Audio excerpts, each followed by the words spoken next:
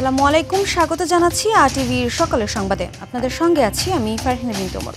তিনবারের প্রধানমন্ত্রী বেগম খালেদা জিয়াকে উন্নত চিকিৎসার জন্য লন্ডনে নিতে ঢাকায় কিছুক্ষণের মধ্যে পৌঁছাবেন পুত্রবধূ জোবাইদা রহমান। সকাল 10:30টার দিকে তার হযরত শাহজালাল আন্তর্জাতিক বিমানবন্দরে পৌঁছানোর কথা রয়েছে। এদিকে বিএনপির চেয়ারপারসন বেগম খালেদা জিয়াকে লন্ডনে নিয়ে যাওয়ার জন্য কাতার এয়ার অ্যাম্বুলেন্স কারিগরি সমস্যার কারণে ঢাকায় পৌঁছাতে বিলম্ব হবে বলে দলের পক্ষ থেকে জানানো হয়েছে। আরও জানাচ্ছেন এয়ার বাদল। রাজধানীর এভারকেয়ার হাসপাতালে চিকিৎসাধীন বিএনপি চেয়ারপারসন বেগম খালেদা জিয়াকে উন্নত চিকিৎসার জন্য লন্ডনে নেয়ার সব প্রস্তুতি সম্পন্ন। 23 নভেম্বর শ্বাসকষ্ট নিয়ে ভর্তি হলেও শারীরিক অবস্থার উন্নতি না হওয়ায় চিকিৎসকদের পরামর্শ, পরিবার ও দলের পক্ষ থেকে এই সিদ্ধান্ত নেওয়া হয়। লন্ডনে ওনাকে একটা নির্ধারিত হসপিটাল আমরা ঠিক করেছি মেডিকেল বোর্ডের পরামর্শক্রমে। চিকিৎসার জন্য খালেদা জিয়াকে লন্ডনে নিতে বিএনপি চেয়ারপারসনের পুত্রবধূ বিএনপির ভারপ্রাপ্ত চেয়ারম্যান তারেক রহমানের স্ত্রী জোবাইদা রহমান এর আগে লন্ডনের হিথ্রো বিমানবন্দর থেকে রওনা দেন তিনি। কাতার এয়ার অ্যাম্বুলেন্সে লন্ডনে যাবেন বিএনপি চেয়ারপারসন বেগম খালেদা জিয়া। তবে সব প্রস্তুতি সম্পন্ন হলেও কারিগরি সমস্যার কারণে এয়ার অ্যাম্বুলেন্সটি ঢাকায় পৌঁছাতে বিলম্ব হবে বলে জানানো হয়েছে। উন্নত চিকিৎসা নিশ্চিতে লন্ডনে নিয়ে যাওয়া যখন সংশয়, তখন যুক্তরাজ্য থেকে ইন্টেনসিভ কেয়ার বিশেষজ্ঞ ডাক্তার রিচার্ড বিলি ও চীনের বিশেষজ্ঞ চিকিৎসক দল এভার কেয়ারে আসেন বেগম জিয়ার বিদেশ যাত্রার ঝুঁকি যাচাইয়ে। সব বিবেচনায় লন্ডন যাত্রার সিদ্ধান্ত নেয় চিকিৎসক দল। বেগম জিয়ার এবারের যাত্রায় 2 জন বিদেশি চিকিৎসক সহ মোট 16 জন সঙ্গী হবেন। এআর বাদল, আরটিভি, ঢাকা। এ বিষয়ে আরও জানাতে হযরত শাহজালাল আন্তর্জাতিক বিমানবন্দর থেকে যুক্ত হচ্ছেন সহকর্মী রুদ্র রফিক এবং এভারকেয়ার হাসপাতালের সামনে থেকে শামীম চৌধুরী। প্রথমেই চলে যাচ্ছি রফিকের কাছে।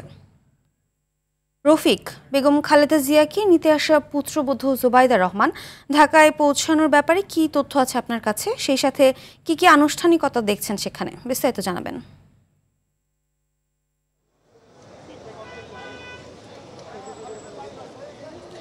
ফারহিনা, বিএনপি চেয়ারপারসন বেগম খালেদা জিয়ার পুত্রবধূ তারেক রহমানের সহধর্মিণী ডক্টর জোবাইদা রহমান কিন্তু গতকাল মধ্যরাতেই লন্ডন থেকে রওনা হয়েছেন এবং আমরা যেটি জানতে পেরেছি তিনি 10:53 দিকে হযরত শাহজালাল আন্তর্জাতিক বিমানবন্দরে তিনি তাকে বহনকারী বিমানটি অবতরণ করবে। কিছুক্ষণ আগে আসলে তাকে স্বাগত জানানোর জন্য বিএনপি মিডিয়া সেলের সদস্য আতিকুর রহমান রুমন তিনি ভিআইপি টার্মিনাল দিয়ে বিমানবন্দরের ভিতরে প্রবেশ করেছেন এবং তার সঙ্গে আরও 3 থেকে 4 জন সঙ্গী ছিলেন এবং তারা আতিকুর রহমান রুমন যেটি জানিয়েছেন যে বিমানটি 1 ঘন্টা ডিলে হচ্ছে, 9:30টায় পৌঁছানোর কথা ছিল, সেটি 10:30 নাগাদ এবং আমরা কিছুক্ষণ আগে জানতে পেরেছি যে 10:53 আসলে বিমানটি অবতরণ করবে। ডাক্তার জোবাইদা রহমান কিন্তু বিমানবন্দর থেকে সরাসরি এভারকেয়ার হাসপাতালে যাবেন এবং সেখানে গিয়ে তার শাশুড়ি বেগম খালেদা জিয়াকে উন্নত চিকিৎসার জন্য লন্ডনে রওনা হবেন। আমরা একটু বিমানবন্দরের চিত্রটি আপনাকে একটু দেখাতে চাই। বিমানবন্দরে অতিরিক্ত নিরাপত্তা ব্যবস্থা জোরদার করা হয়েছে। আপনি নিশ্চয়ই দেখতে পাচ্ছেন বিমান বাহিনীর সদস্যরা এখানে দায়িত্ব পালন করছেন এবং বিপুল সংখ্যক পুলিশ এবং আনসার সদস্য এখানে দায়িত্ব পালন করছেন। এই ভিআইপি টার্মিনালে কিন্তু কোনো ধরনের নেতাকর্মীদের আসলে আসতে দেওয়া হচ্ছে না এবং বিমানবন্দরের যে গেটগুলো রয়েছে গেটগুলোতে কড়া নিরাপত্তা ব্যবস্থা বসানো হয়েছে এবং যারাই ভিতরে প্রবেশ করতে চাচ্ছে তাদেরকে কিন্তু জিজ্ঞাসাবাদ করা হচ্ছে এবং প্রয়োজনে পরিচয়পত্র দেখা হচ্ছে। পুরো বিমানবন্দর এলাকাটি আসলে আইনশৃঙ্খলা রক্ষাকারী বাহিনীর নিয়ন্ত্রণে রয়েছে। কোনো ধরনের অপ্রীতিকর অবস্থা বা বিশৃঙ্খলা যেন তৈরি না হয় সেজন্য কিন্তু তারা সর্বোচ্চ সতর্ক অবস্থানে রয়েছে। তবে আমরা যেটি দলের পক্ষ থেকে বিএনপির পক্ষ থেকে যেটি জানানো হয়েছে যে গতকালই কিন্তু জানানো হয়েছে যে কাতার সরকারের পাঠানো এয়ার অ্যাম্বুলেন্সটির কারিগরি ত্রুটি থাকার কারণে কিন্তু এই বিএনপি চেয়ারপারসন বেগম খালেদা জিয়ার লন্ডনের যাত্রাটি কিন্তু বিলম্ব হবে। আমরা গতকাল জানতে পেরেছিলাম সকালের দিকে হয়তো যেতে পারেন, কিন্তু এখন আমরা আসলে যেটি দেখছি বেগম খালেদা জিয়ার এই লন্ডন যাত্রা উন্নত চিকিৎসার জন্য সেটি হয়তো দুপুর গড়িয়ে যেতে পারে। তো বিমানবন্দর থেকে আমার কাছে মোটামুটি এই ছিল সবশেষ তথ্য। এভারকেয়ারের সামনে রয়েছেন আমাদের সহকর্মী শামীম চৌধুরী। শামীম, একটু জানাবেন এভারকেয়ারের সামনে কি অবস্থা, সেখানে নেতাকর্মীরা জড়ো হয়েছে কিনা বা বেগম খালেদা জিয়ার বিদেশ যাত্রার সেখানকার প্রস্তুতি কেমন দেখছেন, একটু জানাবেন।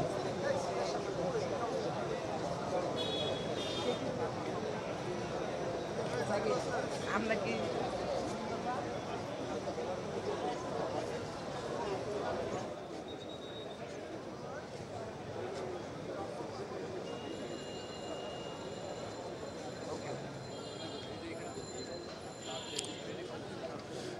ধন্যবাদ রফিক। এর আগেও আমি যেমনটা এখান থেকে জানিয়েছিলাম, আসলে বেগম খালেদা জিয়ার স্বাস্থ্য সম্পর্কিত নতুন কোনো তথ্য এখন আমাদের হাতে নেই। গতকালকে যেরকম আমরা জেনেছিলাম ওনার ব্যক্তিগত চিকিৎসক ডাক্তার এজেড জাহিদের মাধ্যমে যে ওনার শারীরিক অবস্থা হয়তো কিছুটা স্থিতিশীল আছে বলেই হচ্ছে ওনাকে যুক্তরাষ্ট্রে নিয়ে যাওয়ার সিদ্ধান্তটা হয়েছে।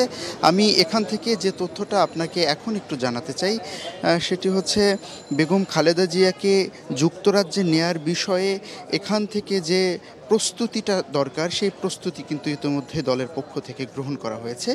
দলের পক্ষ থেকে আমরা যতটা জানতে পেরেছি যে সামগ্রিক যে ব্যবস্থাপনা ভিসা সংক্রান্ত যেসব কার্যক্রম রয়েছে বেগম খালেদা জিয়াকে যুক্তরাজ্যে নেয়ার জন্য সেই বিষয়গুলো কিন্তু তারা এখান থেকে সম্পন্ন করেছে।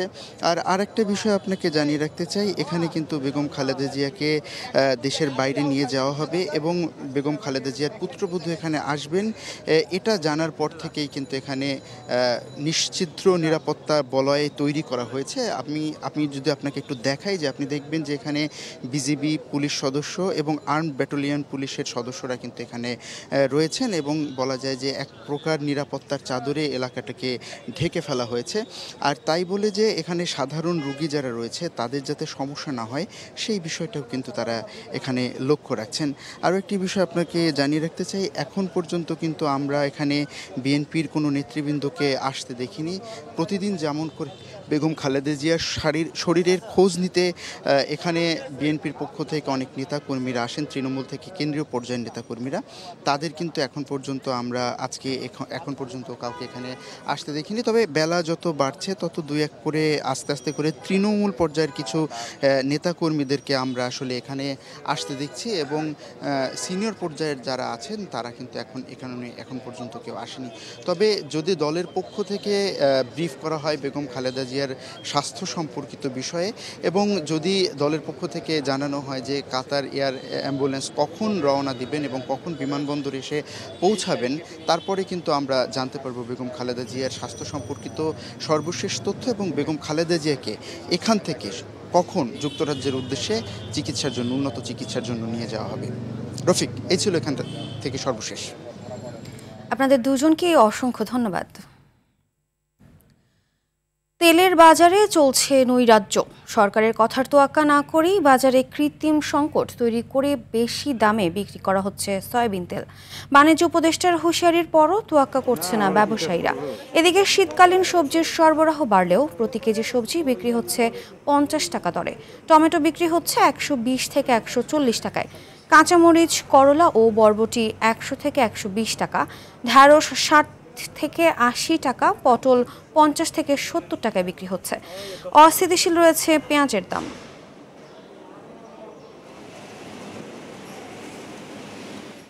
দর্শক, এই মুহূর্তে রাজধানীর কারওয়ান বাজার থেকে সরাসরি যুক্ত হচ্ছেন সহকর্মী আলওয়ান খান। আলওয়ান, সয়াবিন তেলের দাম বৃদ্ধি নিয়ে ক্রেতারা কি বলছেন? এছাড়া শীতকালীন সবজির সরবরাহ কেমন দেখছেন, আর এ নিয়ে ভোক্তাদের সন্তুষ্টি বা অসন্তুষ্টি কেমন দেখছেন জানাবেন।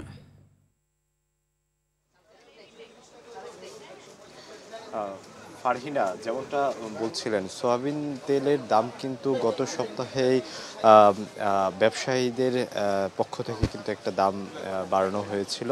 পরবর্তীতে বাণিজ্য উপদেষ্টা কিন্তু বলেছে যে বাণিজ্য মন্ত্রণালয় থেকে কোনো প্রকার সয়াবিন তেলের দাম বাড়ায়নি, কিন্তু বাণিজ্য মন্ত্রণালয়ের যেই দামের হিসেব সেই হিসেবকেই অথবা দামকে উপেক্ষা করেই কিন্তু বর্তমানে সয়াবিন তেলের যে ব্যবসায়ী বিভিন্ন কোম্পানি আছে তারা কিন্তু দাম একটা বাড়িয়েছে, যার কারণে কিন্তু ভোক্তাদের মধ্যে এক অসন্তুষ্টি একটা দেখা দিয়েছে এবং তারা বলছে যে কিছুদিন পরপরই এভাবে দাম বৃদ্ধি করার কারণে কিন্তু তাদের জীবনযাপনের যে একটা প্রভাব অথবা যে একটা মাত্রা, সেই মাত্রার ভিতরে কিন্তু বিঘ্নতা আসছে।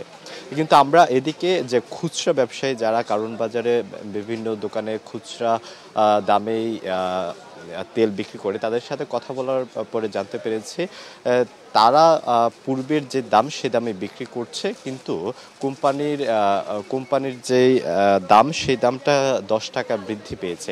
এখানে আরও একটা বিষয় বলে রাখা ভালো, সেটা হচ্ছে তেলের যেই প্যাকেটের যে মূল্য সেই মূল্য কিন্তু আগেরটাই আছে, কিন্তু সেই যেখানে আসলে পূর্বে ভোক্তাদেরকে ছাড় দেওয়া হতো 10 থেকে 20 টাকা, সেই ছাড়টা দেওয়ার এখন বিক্রেতাদের আসলে সম্ভব হচ্ছে না। এটাই আসলে মূল কারণ, যার কারণে ভোক্তাদের ভিতরে অসন্তুষ্টি দেখা দিয়েছে। এখানে বিক্রেতারা বলছে যে যদি কোম্পানির কাছে যদি বাণিজ্য মন্ত্রণালয় এ বিষয়ে তদারকি করে, সে বিষয়ে হয়তো এই সমস্যাটার দূরীকরণ সম্ভব। এভাবে সাধারণ খুচরা দোকানীদের কাছে এসে এই সমস্যার সমাধানের কোনো প্রকার সমাধান আসবে না বলে তারা জানাচ্ছে। এই ছিল ফারহিনা তেলের দাম নিয়ে বর্তমান অবস্থা। ধন্যবাদ। গাজীপুরের টঙ্গীতে শিল্প কারখানার বিষাক্ত রাসায়নিক বর্জ্য সরাসরি ফেলা হচ্ছে নদ নদী খালবিলে। পরিশোধন ছাড়াই ফেলা এসব বর্জ্য সরাসরি যেয়ে মিশছে কৃষি জমিতেও। এতে ফসলি জমি নষ্টের পাশাপাশি বিভিন্ন জলজ প্রাণীর আবাস হুমকির মুখে পড়েছে। বিভিন্ন ধরনের স্বাস্থ্য ঝুঁকিতে ভুগছেন স্থানীয় কৃষক ও জনসাধারণ। টঙ্গী প্রতিনিধি তরিকুল ইসলাম তারিকের পাঠানো তথ্যচিত্রে সুলাইমান কবিরের রিপোর্ট।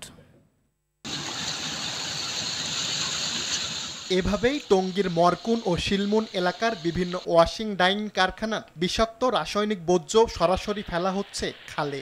দিনরাত অপরিশোধিত এসব বর্জ্য ফেলায় ভয়াবহ দূষণের কবলে পড়েছে এলাকার নদ নদী খালবিল। বিষাক্ত এসব পানি আশপাশের কৃষি জমিতে প্রবাহিত হওয়ায় ক্ষতির মুখে পড়েছেন কৃষকরা। আবার অনেক জায়গায় সুয়ারেজের লাইন বন্ধ হয়ে রাস্তার ওপর উপচে পড়ছে এসব নোংরা ও বিষাক্ত পানি। এতে এলাকা জুড়ে দেখা দিয়েছে মারাত্মক পরিবেশ বিপর্যয়। এই যে পানি আমাকে বাড়ি ঘরে উঠে গেছে, মানুষ আপ ডাউন করতে পারতেছে না। 15-20টা ফ্যাক্টরির পানি এদিক দিয়ে নামে, আর নামে যখন এই তারা ডাইরেক্ট ইটিপি সারা পানিগুলো ডিরেক্ট ছেড়ে দেয়। আমরা খুব কষ্টে আছি, আসলে এখানে খুব প্রচুর দুর্গন্ধ। রাসায়নিক পদার্থের কারণে একেবারেই কিন্তু নষ্ট হয়ে যাচ্ছে। আগে যেখানে পানিটা স্বচ্ছ ছিল, এখন কিন্তু আলকাতরার মতো কালো হয়ে গেছে। নিয়মিত দূষিত পানির সংস্পর্শে আসায় এলাকায় নানা রোগের প্রাদুর্ভাব বাড়ছে, জানালেন এই চিকিৎসক। এই সব কেমিক্যালগুলা কিন্তু মারাত্মক জনস্বাস্থ্যের জন্য হুমকি, এবং এগুলার জন্য কিন্তু আমাদের কিডনি রোগ, লিভার ডিজিজ এবং অন্যান্য নার্ভাস সিস্টেমের ডিজিজ দেখা দিচ্ছে। বর্জ্য ব্যবস্থাপনা ঠিক রাখতে স্থানীয় কারখানাগুলোকে কঠোর নজরদারির আওতায় আনার কথা জানিয়েছে পরিবেশ অধিদপ্তর। আমাদের মনিটরিং কার্যক্রম জোরদার করেছি এবং সেসব জায়গায় আমরা পরিদর্শন করেছি। পরিদর্শন করে আমরা যেসব প্রতিষ্ঠান অবৈধভাবে পরিচালিত হচ্ছে তাদের সেবা সংযোগ বিচ্ছিন্ন করে আমরা তাদের কার্যক্রম বন্ধ করার ব্যবস্থা গ্রহণ করেছি। দ্রুত অবৈধ বর্জ্য নিঃসরণ বন্ধ না হলে টঙ্গীর পরিবেশ আরও ভয়াবহ হওয়ার শঙ্কা বিশেষজ্ঞদের। সুলাইমান কবির, RTV। পরিবেশ অধিদপ্তরের ছাড়পত্র ছাড়াই রাঙামাটিতে গড়ে উঠছে হোটেল, মোটেল ও রিসর্ট। মানা হচ্ছে না পরিবেশ অধিদপ্তরের নির্দেশনা। সম্প্রতি পাহাড় ও গাছ কাটা সহ পরিবেশের জন্য ক্ষতিকর প্লাস্টিক পণ্য ব্যবহারের দায়ে কারণ দর্শানোর নোটিশ দিয়েছে পরিবেশ অধিদপ্তর। তবে পর্যটন সংশ্লিষ্টরা বলছেন পরিবেশের ক্ষতি করে কোনো স্থাপনা তৈরি করা হচ্ছে না। রাঙামাটি প্রতিনিধি ইয়াসিন রানা সোহেলের পাঠানো তথ্যচিত্রে আরও জানাচ্ছেন সাকিব আল হাসান। সারা বছরই ভ্রমণ পিপাসুদের কাছে আকর্ষণের এক অপার ঠিকানা পাহাড়, অরণ্য, হ্রদ আর নীল আকাশের অপূর্ব বৈচিত্র্যময় রূপে ঘেরা রাঙামাটি জেলা। সেই রূপ দেখতে প্রতি বছর পর্যটকদের ঢল নামে পাহাড়ি এই জনপদটিতে। পরিবেশ অধিদপ্তরের তথ্য মতে গেল 5 বছরে অন্তত 20টি রিসোর্ট গড়ে উঠেছে এ অঞ্চলে। এর মধ্যে কাপ্তাই হ্রদের পাশে রয়েছে 15টি ও কর্ণফুলী নদীর পাশে রয়েছে 5টি রিসোর্ট, যার বেশিরভাগেরই নেই পরিবেশ অধিদপ্তরের ছাড়পত্র।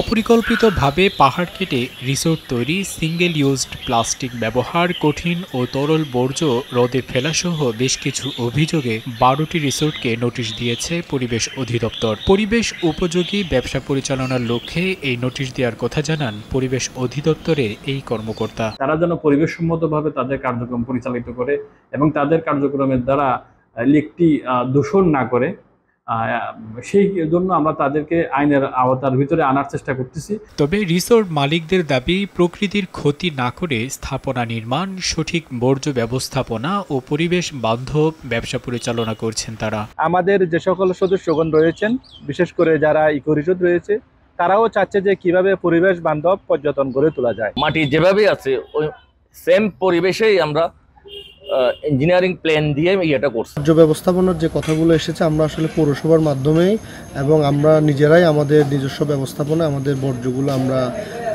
ব্যবস্থাপনা করে থাকি।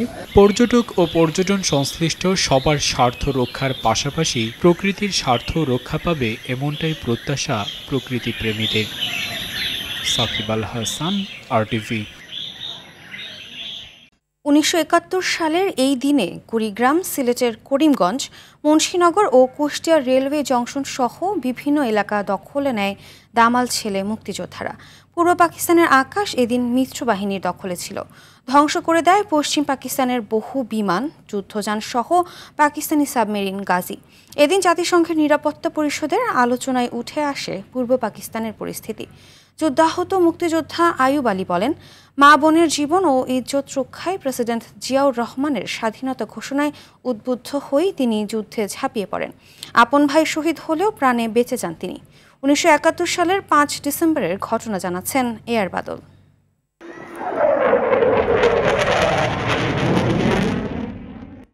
1971 সালের 5 ডিসেম্বর বাংলাদেশ তখনও পূর্ব পাকিস্তান হিসেবে পরিচিত। দেশব্যাপী পাকিস্তানি হানাদারদের বিরুদ্ধে শুরু হয় প্রতিরোধ যুদ্ধ।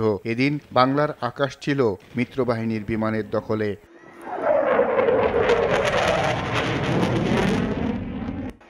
মিত্রবাহিনীর সহায়তায় মুক্তিসেনারা বিভিন্ন সেক্টরের প্রধান সড়কে অবরোধ সৃষ্টি করে ঢাকার সঙ্গে কুমিল্লা, চট্টগ্রাম, সিলেট, নাটোর, রংপুর, যশোর ও রাজশাহীর সড়কপথের যোগাযোগ সম্পূর্ণ বিচ্ছিন্ন করে দেয়। টার্গেট করে অবস্থান নেয় তারা। এদিন ব্রাহ্মণবাড়িয়ার আখাউড়াতে মুক্তিবাহিনী ও ভারতের 57 মাউন্টেন ডিভিশনের মিত্রবাহিনীর সঙ্গে যুদ্ধে টিকতে না পেরে আত্মসমর্পণ করে হানাদার বাহিনী। সিলেটের করিমগঞ্জ ও মুন্সিনগর দখল করে মুক্তিবাহিনী। তারপর এগিয়ে যায় মৌলভীবাজারের দিকে। ঝিনাইদহের কোটচাঁদপুর ও যশোর কুষ্টিয়া রেলওয়ে জংশন দখল করে রেলওয়ে যোগাযোগ বিচ্ছিন্ন করে বাংলার মুক্তিসেনারা। যশোরের ঝিকরগাছায় মুক্তিবাহিনীর কাছে হানাদারদের পতন হলে 3 দলে বিভক্ত হয়ে যশোর আক্রমণ শুরু করেন মুক্তিযোদ্ধারা। ঝিনাইদহের উত্তর ও পশ্চিমে অবস্থানরত পাকিস্তানি হানাদার বাহিনীর উপর আক্রমণ চালায় ভারতীয় 4র্থ ও 9ম ডিভিশন। খুলনার পাইকগাছার রাজাকার ক্যাম্পে মুক্তিবাহিনীর হামলায় প্রায় 100 রাজাকার নিহত হয়। 5 ডিসেম্বর কুড়িগ্রামে উইং কমান্ডার MK বাশারের নেতৃত্বে মুক্তিবাহিনীর 6 নম্বর সেক্টরের মুক্তিযোদ্ধারা ধরলা নদী অতিক্রম করে কুড়িগ্রাম দখল করে।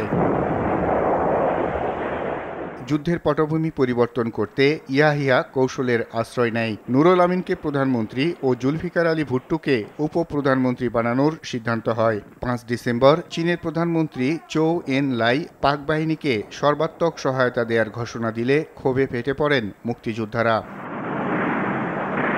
This meeting of the Security Council এদিন আন্তর্জাতিক মহলে আলোচনার কেন্দ্রে ছিল বাংলাদেশের মুক্তিযুদ্ধ। জাতিসংঘের নিরাপত্তা পরিষদে যুদ্ধবিরতি এবং যুক্তরাষ্ট্রের দেয়া ভারত ও পাকিস্তানের সেনা অপসারণ সংক্রান্ত প্রস্তাব বাতিল হয়ে যায়। সোভিয়েত ইউনিয়ন ও পোল্যান্ড ভেটো দেয়। যুক্তরাষ্ট্রের প্রস্তাবের পক্ষে ভোট দেয় 11টি দেশ। To move into East Pakistan with military force in violation of the United Nations Charter. এদিন 12 ঘন্টায় 332 বার 50 টন বোমা ফেলা হয় তেজগাঁও ও কুর্মিটোলা বিমান ঘাঁটিতে। এছাড়া ধ্বংস করা হয় পাক বাহিনীর 90টি গাড়ি। এতে পাকিস্তানের বিমান হামলার ক্ষমতা হারানোর পাশাপাশি দুর্বল হয়ে পড়তে শুরু করে হানাদাররা। বঙ্গোপসাগরে নৌবাহিনীর যৌথ কমান্ডের সফল আক্রমণে পাকিস্তানি সাবমেরিন গাজী ধ্বংস হয়। এর আগে ২৬শে মার্চ সন্ধ্যা ৭টা ৪৫ চট্টগ্রাম কালুরঘাট বেতার কেন্দ্র থেকে শহীদ প্রেসিডেন্ট জিয়াউর রহমান বাংলাদেশের স্বাধীনতার ঘোষণাপত্র পাঠ করেন।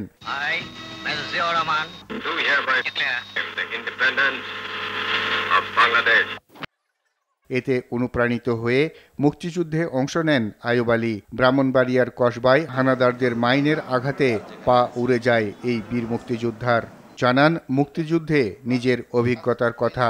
3টি গ্রুপে বিভক্ত হয়ে পাক সেনাদের উপর আমরা আক্রমণ করি এবং সেই যুদ্ধে রাত্রে আমি আহত হই এবং সেখানে আমার একটি পা সম্পূর্ণরূপে বিচ্ছিন্ন হয়ে যায়। যুদ্ধের যাওয়ার কারণটা ছিল যে কারণ আমাদের দেশে যেভাবে পাক সেনারা মা বোনদের উপরে যে অত্যাচার এবং আমাদের মৌলিক যে গণতন্ত্র সেই গণতন্ত্রটা আমাদের মধ্যে ছিল না। পাশাপাশি তাদের যে অত্যাচার সেই অত্যাচারের কারণে সেই দিন দেশমাতৃকার টানে আমার ভাই, আমার আপন বড় ভাই, সেও শহীদ হয়েছেন মুক্তিযুদ্ধে, সেও মুক্তিযোদ্ধা ছিলেন।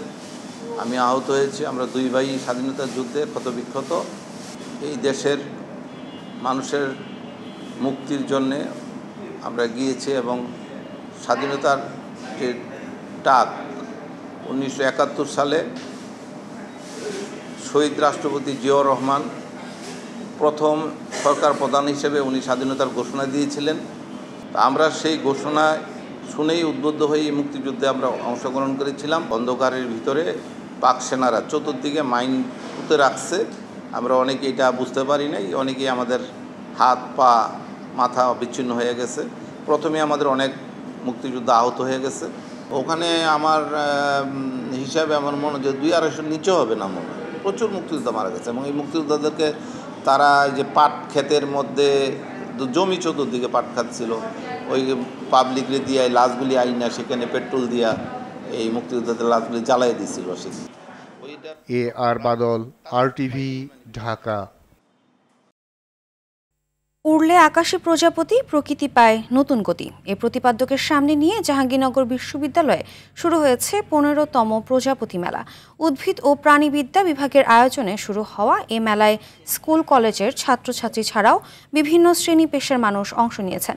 মেলা উপলক্ষে বসানো স্টলগুলোতে বিভিন্ন প্রজাতির প্রজাপতি প্রদর্শনী রয়েছে। এছাড়াও শিশুদের চিত্রাঙ্কন প্রতিযোগিতা, আলোকচিত্র প্রদর্শনী ও সাংস্কৃতিক অনুষ্ঠানেরও আয়োজন করা হয়েছে।